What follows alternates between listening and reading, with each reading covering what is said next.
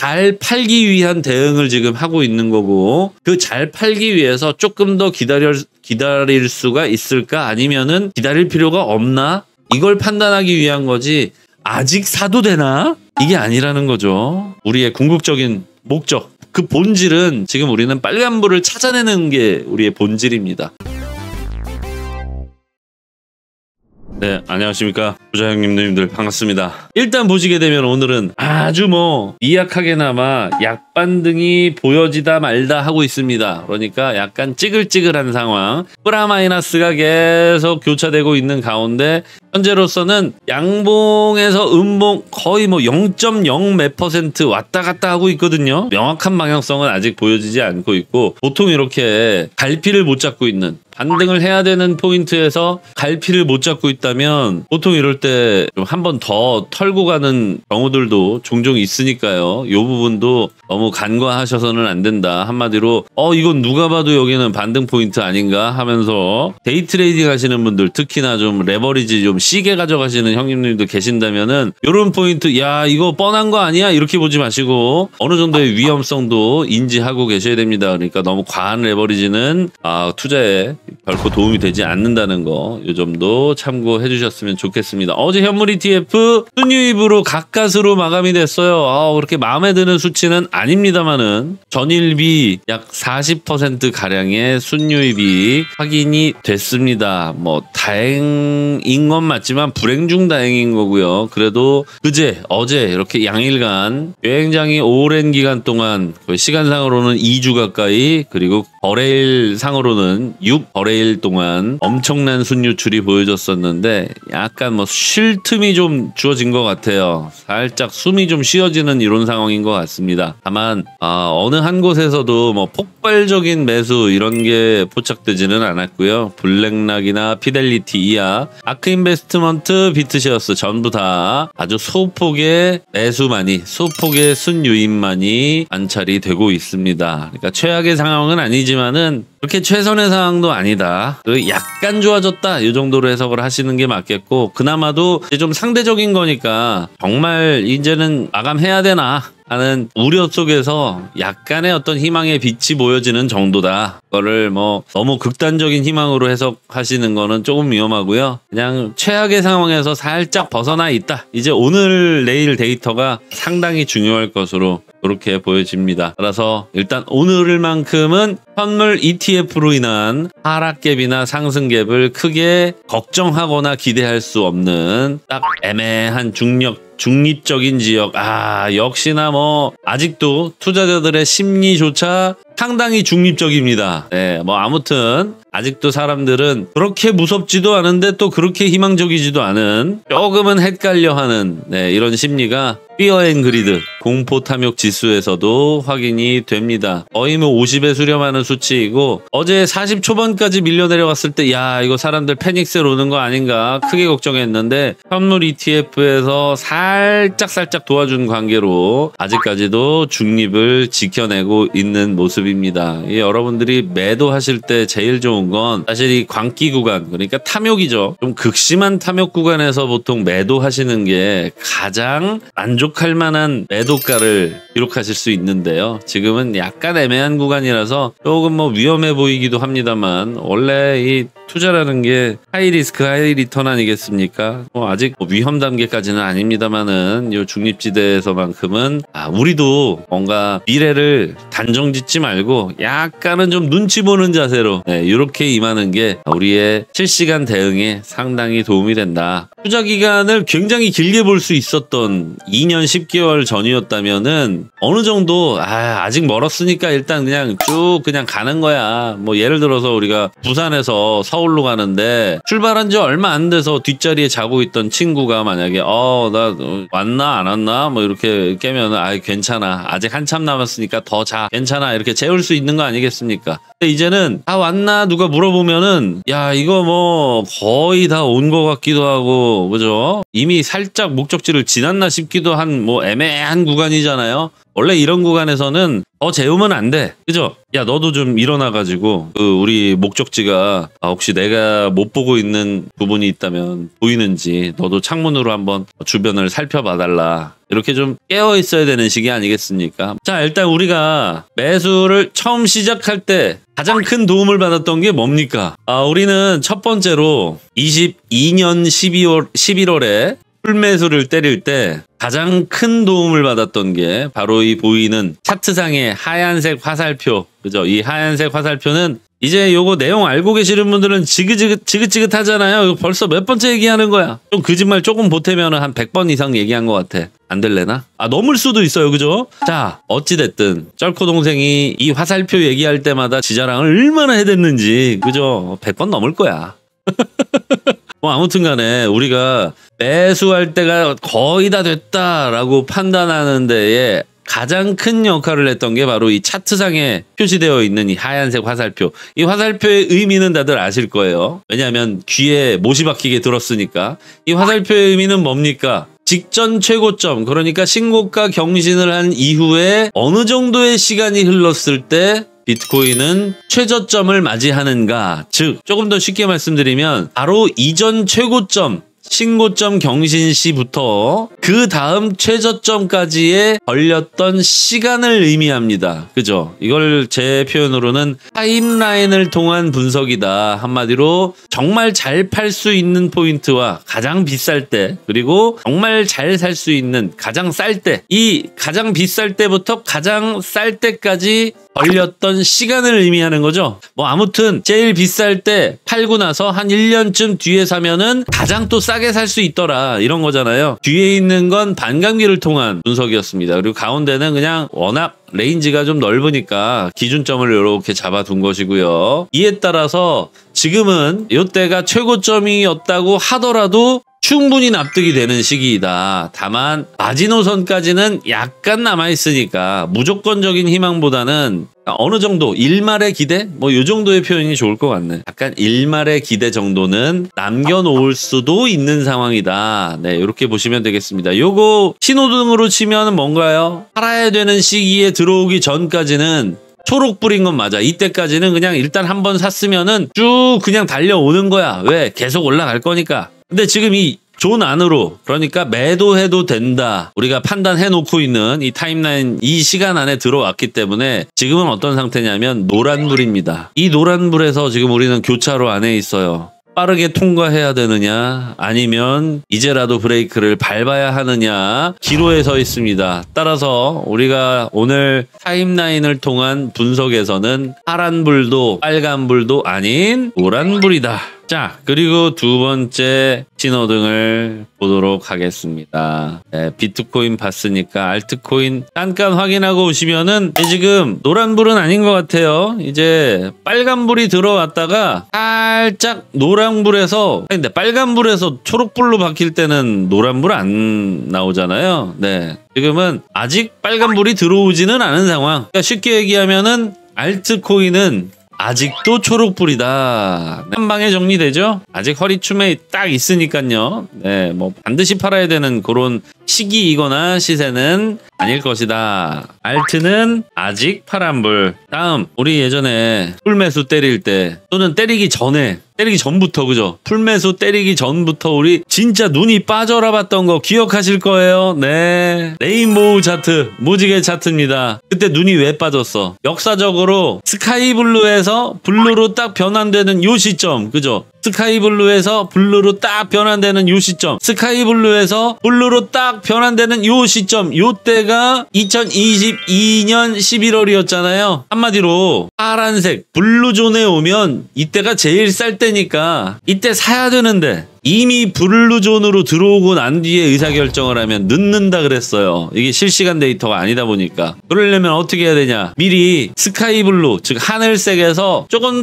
더 짙어지는 완전한 파란색으로 바뀌기 전에 이 정도면 됐다 하고 마음을 먹어야 된다 그랬잖아요. 요 관점에서 지금 빨간불인지 노란불인지 뭐 명확하게 보이실 거예요. 그죠? 자, 블루존, 그러니까 레인보우 차트상 무지개 차트에서 파란색에서 샀다면 얼마에 언제 팔면 돼요? 초록색에 팔면 되죠? 파란색에서 사서 초록색에 팔고, 파란색에 샀으면, 우리 지금 샀으면 이잖아. ing. 파란색에서 샀으니까 우리는 초록을 기다렸다가 팔아야 되는데 완전한 초록은 아닌 것 같고, 일단 초록빛이 살짝 돌긴 돌아. 노란색에서 살짝 요거 뭐라고 할까? 연두색 정도? 그죠? 완전한 그린이 돼야 되는 거예요. 근데 완전한 그린을 확인하고 팔면 살짝 늦을 수가 있다. 다만 이제 곧 팔 때가 된 것 같기는 한데 아직은 초록색은 아닌, 이 정도면 뭡니까? 파란불이라고 봐도 될까요? 네, 제가 봤을 때는 요거는 조금 뭐 명확하게 파란불, 노란불, 빨간불 이렇게 구분하기는 조금 어려운 것 같고, 살짝 이제 뭐 파란불이 곧 꺼지고 노란불, 아니면 경우에 따라서는 이 정도면 노란불로 봐야 되나? 시간상으로 봤을 때? 여러분 생각은 어떠신가요? 요 정도 시기라면은 조금 희망적으로 해석해 본다면, 아직 뭐 초록색이 확인된 건 아니니까 파란불이다 이렇게 말씀드릴 수도 있겠지만, 약간 뭐 실시간성이 결여돼 있는 이 무지개 차트의 특성상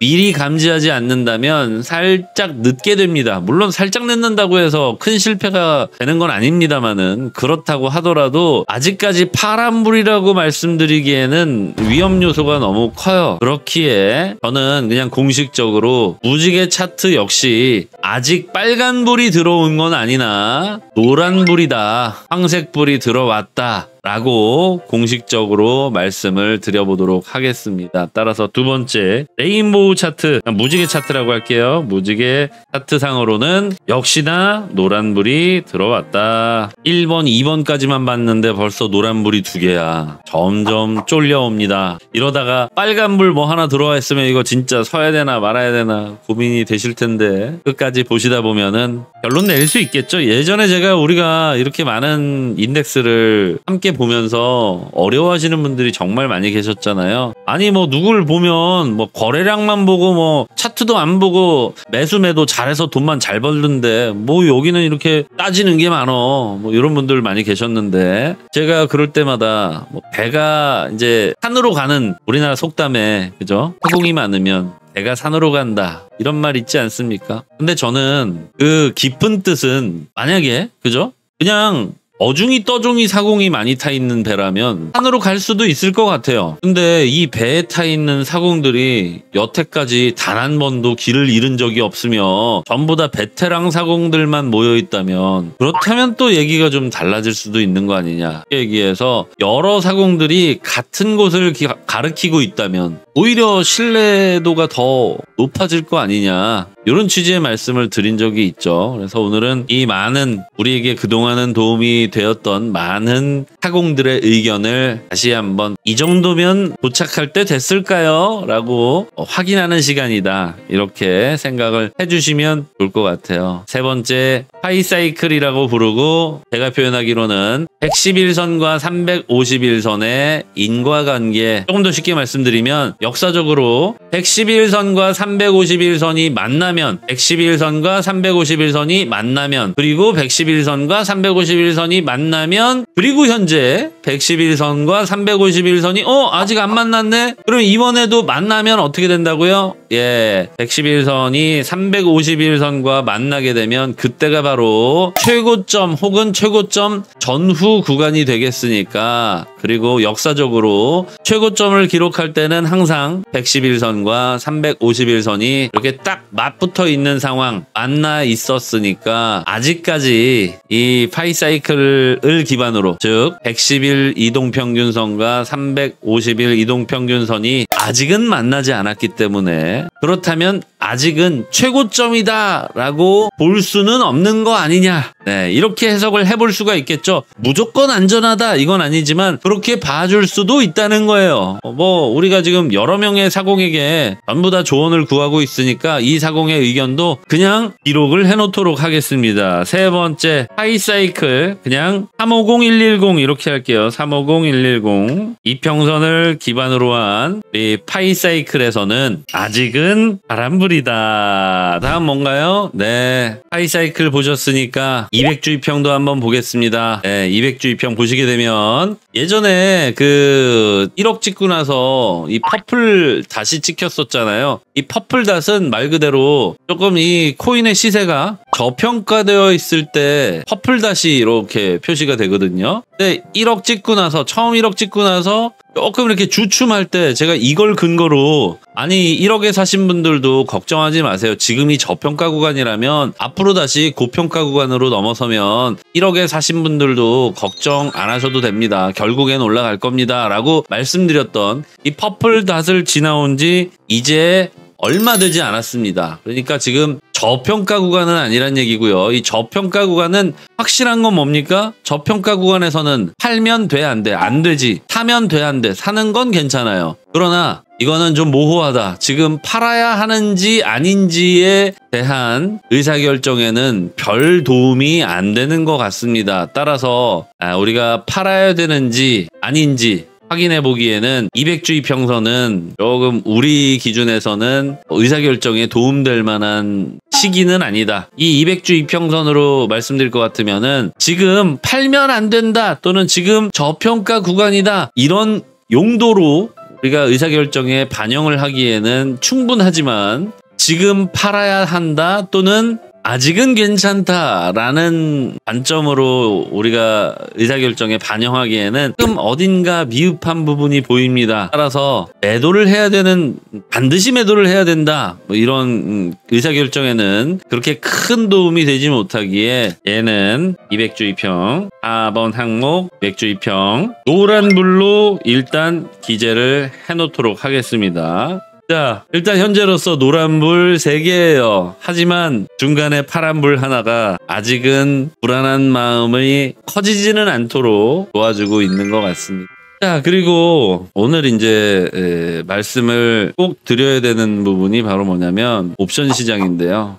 어제까지만 해도 옵션 시장이 꽤 좋은 흐름을 유지했어요. 네, 옵션 시장 현재 풋옵션, 콜옵션 종합적인 상황으로 봤을 때 약간 이제 노란불이 들어온 지 얼마 되지 않은 상황인 건 맞는데 곧 빨간불로 바뀔 것 같은 느낌. 아직 뭐 빨간불이다는 아닌데 옵션 시장은 상당히 위험도가 지금 높아지고 있습니다. 따라서 아직 빨간불이 들어온 건 아니지만 빨간불이 들어온 다음에 빨간불 들어왔어요 하는 건 너무 늦기 때문에 여기도 좀 빨간불이라고 하시는 게 좋을 것 같아요. 뭐 물론 굳이 표현하자면 노란불인 건 맞지만 약간 뭐 노랑이 아니라 주황색 정도다. 주황에 가까운, 빨간색에 가까운 노란불이다.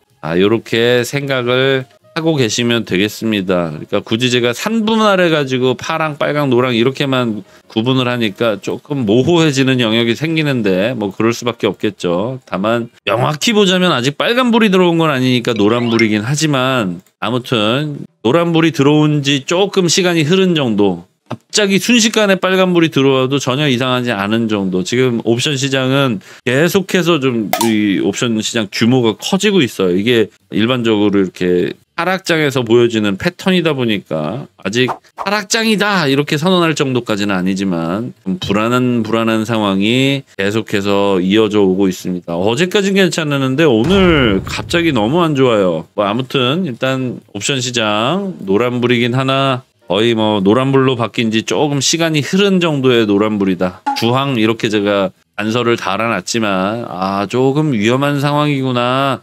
이 정도 관점은 갖고 계시는 게 좋을 것 같습니다. 자, 다음은 조금 이제 어려운 얘기보다는 좀 쉬운 얘기로 한번 가볼게요. 자, 지금 보고 계시다면 구글에 대한 비트코인 검색량이죠. 비트코인 검색량이 최고점을 찍고 어느 정도의 시간이 흘러가면, 그러니까 사람들이 비트코인에 대해서 궁금해하고 알게 되고 난 뒤에 어느 정도의 시간이 흘러가면 그때가 일반적으로 비트코인의 최고점이 어떠더라. 자, 지금 보시게 되면 과거만큼 이제 구글에 대한 어떤 집중도가 조금 낮아지긴 했어요. 요즘에는 사람들이 궁금하면 구글이나 뭐 이런, 특히 이제 우리나라 같은 경우에는 네이버 검색량이 좀 많은 아직까지도 많은 나라인 거는 맞지만 전 세계적인 추세로만 봐도 이제는 사람들이 궁금하다고 뭐 네이버나 구글에 검색을 해보는 게 아니라 유튜브에서 검색하는 경우도 있고요. 페이스북이나 뭐 틱톡에서 검색해서 이걸 그냥 텍스트나 이미지 정보가 아닌 영상 정보로 그 정보를 좀 수집하고자 하는 이런 움직임들이 많아지지 않았습니까? 그래서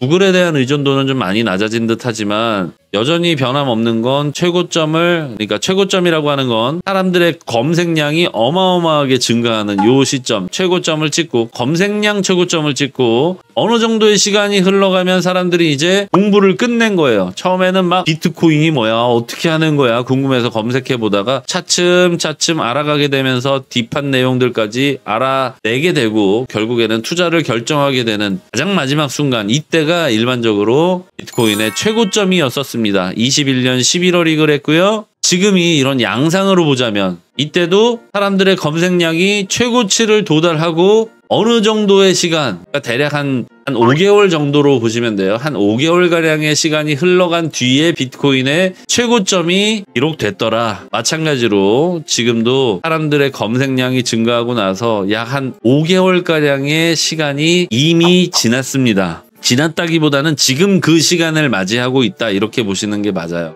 요런 어떤 사람들의 구글 검색량, 구글 트렌드를 기반으로 우리가 지금이 최고점인가를 한번 따져보게 된다면 결과는 빨간불이겠습니다. 이미 빨간불이 들어와 있는 상황이다. 조금 희망적인 얘기 한번 해볼게요. 네, 이게 뭡니까? 사이클이죠. 비트코인 사이클 애널리시스, 사이클 분석을 통한, 타임라인을 통한 분석과도 거의 일맥상통하기는 하거든요. 하지만 조금 이제 종합적인 사이클 애널리시스이니까 조금 요것도 분리해서 굳이 생각을 좀 해보자고요. 따라서 지금 비트코인 사이클 애널리시스 BCA 상으로는 아직도 최고점에 도달하려면 시간이 어느 정도 필요하다 라고 보여집니다. 그죠? 그 어느 정도의 시간이 그럼 과연 어느 정도의 시간이냐? 대략적으로 좀 길게 잡으면은 한 2달까지도 기대해 볼 수 있겠고, 조금 짧게 잡으면은 뭐 1달 반 정도로 추산을 해볼 수도 있겠고, 조금 넉넉하게 잡자면은 한 3개월까지도 뭐 경우에 따라서는, 그죠? 요것만 보자면 이런 경우는 노란불일까요? 파란불일까요? 네, 아직은 명확히 뭐 반드시 서야 된다 또는 서야 될 수도 있다라는 판단을 하기에는 부족하기 때문에 조금 편안해지는 내용이었죠. BCA 비트의 사이클 이론상으로는 아직 파란불이다. 여기 빨간불 하나 파란불 하나, 위험신호를 계속해서 우리가 좀 찾아봐야 됩니다. 그러니까 지금 우리가 찾아내려고 하는 것 그 자체, 우리의 목적은 빨간불이 들어와 있는지를 확인하기 위한 겁니다. 그러니까 우리는 잘 팔기 위한 대응을 지금 하고 있는 거고, 그 잘 팔기 위해서 조금 더 기다릴 수가 있을까, 아니면은 기다릴 필요가 없나, 이걸 판단하기 위한 거지 아직 사도 되나? 이게 아니라는 거죠. 우리의 궁극적인 목적, 그 본질은 지금 우리는 빨간불을 찾아내는 게 우리의 본질입니다. 그러니까 이거는 분명히 여러분들이 알고 계셔야 되는 거예요. 다들 알고 계시리라 생각은 합니다만 혹시나 하는 마음에 말씀 한번 드려봤고요.